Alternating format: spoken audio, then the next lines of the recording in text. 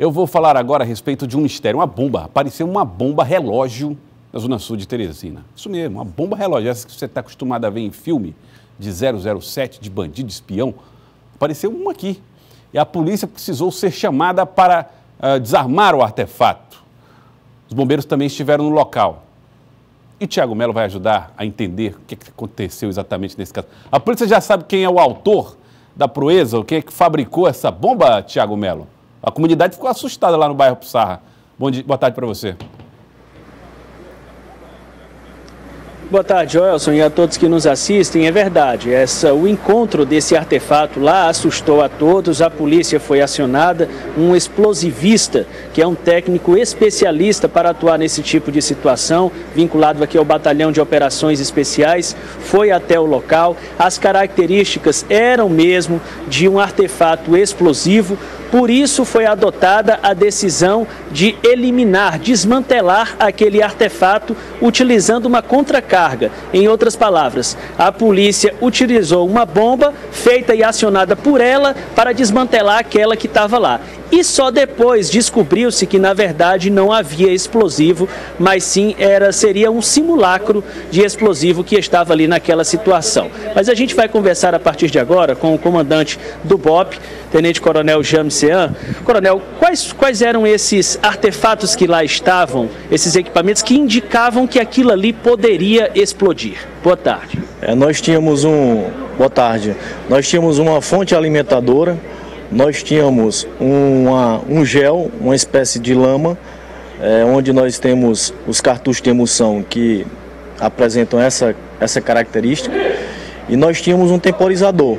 Então são componentes que nos levam a crer de se tratar de um engenho explosivo, uma bomba. E ele estava realmente, esses componentes estavam conectados, estavam ligados de uma forma lógica, digamos assim? Exatamente, havia uma cadeia unida com dispositivos luminosos, e isso nos dá a ideia clara de que poderia ter um acionamento, por exemplo, remoto.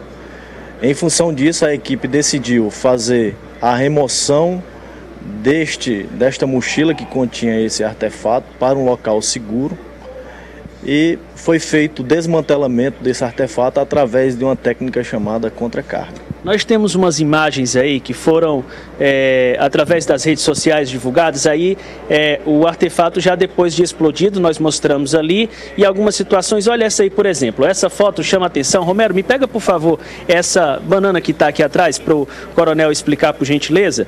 Nós teríamos ali uma, que é chamada popularmente de banana de dinamite, né? Era um invólucro, né, que tinha dentro um gel que poderia, ou que pareceria com o gel de uma emulsão, por exemplo, que é essa que o comandante vai mostrar aqui para nós. Isso aqui é uma emulsão, isso aqui é que se chama popularmente de banana de dinamite, é o que é utilizado para explodir rocha e também utilizado pelos criminosos aí para fazer explodir, estourar caixas eletrônicas. Então, era algo parecido com isso aqui que havia lá, porém o conteúdo era diferente, coronel. Exatamente, ele não tinha essa composição industrializada, né, que certamente se estivesse a gente claramente já decidiria se era ou não um explosivo, porém havia a substância pastosa, que pela coloração dava a ideia clara de que seria uma emulsão. Agora, para se ter a certeza se seria ou não apenas com um equipamento de raio-x. Exatamente, existe um equipamento chamado raio-x, em que você online fotografa o artefato, e através da visualização da fotografia nós teríamos como afirmar se aqueles componentes se tratavam ou não de um engenho chamado bomba. Mas de toda sorte o procedimento seria o mesmo. A gente teria que fazer a remoção para um local seguro e realizar a destruição desse material. Não se remove nenhum tipo de artefato engenhoso, tendo em vista que só quem o construiu é que sabe exatamente o momento certo de sua detonação.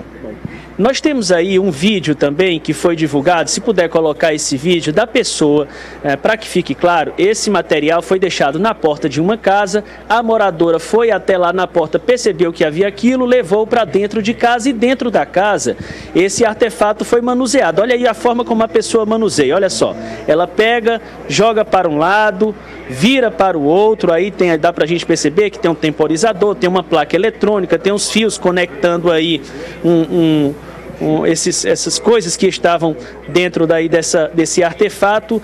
E, coronel, a pessoa que fez esse manuseio, sendo de fato um explosivo, correu algum tipo de risco? Certamente, Tiago. Existem várias formas de se acionar um explosivo, né? Por várias maneiras, dentre elas uma compressão, uma descompressão ou o próprio manusear do artefato. Então, pela quantidade que nós observamos que seria ou não explosivo, se houvesse um acionamento ali, certamente tanto a senhora ou quem manuseou ou os habitantes da casa certamente teriam sofrido um dano considerável, né, por se tratar de uma grande quantidade. Nós temos uma pergunta do estúdio, pois não? A minha pergunta é saber, Tiago, a pergunta para o coronel é a seguinte: se a pessoa vê um artefato como esse perto da sua casa, o que é que ela deve fazer? Ninguém fica tranquilo com um negócio desse aí, com um relógio contando a possibilidade de um explosivo perto de casa sem fazer nada. Qual é o procedimento ideal, coronel?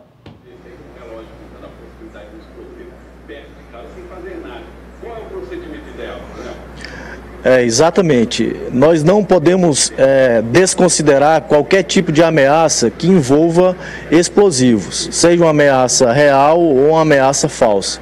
Nestes casos, é recomendável que não mexa, não remova, não toque, que se isole o local e acione a polícia para que ela possa adotar os procedimentos de segurança necessários para esse tipo de ocorrência. Quero agradecer ao comandante do BOPE, Tenente Coronel Jamsean, pelas informações. Muito obrigado. Lembrando que os restos, o que restou após essa explosão aí para desarmar esse artefato, foi passado à Polícia Civil, que deve levar o material até a perícia para aprofundar esses exames. Paralelamente, os agentes do 6º Distrito Policial, tem à frente o delegado Manfrísio, já iniciaram um trabalho de apuração, estão levantando, por exemplo, se havia câmeras lá nessa rua, para identificar a pessoa que teria deixado esse material na frente da residência. Os moradores também devem ser intimados a prestar esclarecimentos. E agora uma última informação, Joelson, acaba de chegar aqui, através do rádio ao conhecimento do BOPE, Batalhão de Operações Especiais, uma suspeita de outro artefato, nesse momento deixado nas proximidades da Superintendência da Polícia Federal, na zona leste de Teresina, ali na região da Ladeira do Uruguai. Está se verificando se na área onde está é caracterizada como uma área de domínio federal, nesse caso a Polícia Federal seria chamada para atender, do contrário, os explosivistas do BOPE aqui já estão a postos, aguardando a confirmação dessa informação da área respectiva para ir lá e verificar se de fato trata-se de um artefato explosivo. Ressaltamos, chegou a informação de que existe lá um artefato que pode ser explosivo, ainda não há essa confirmação. Joelson.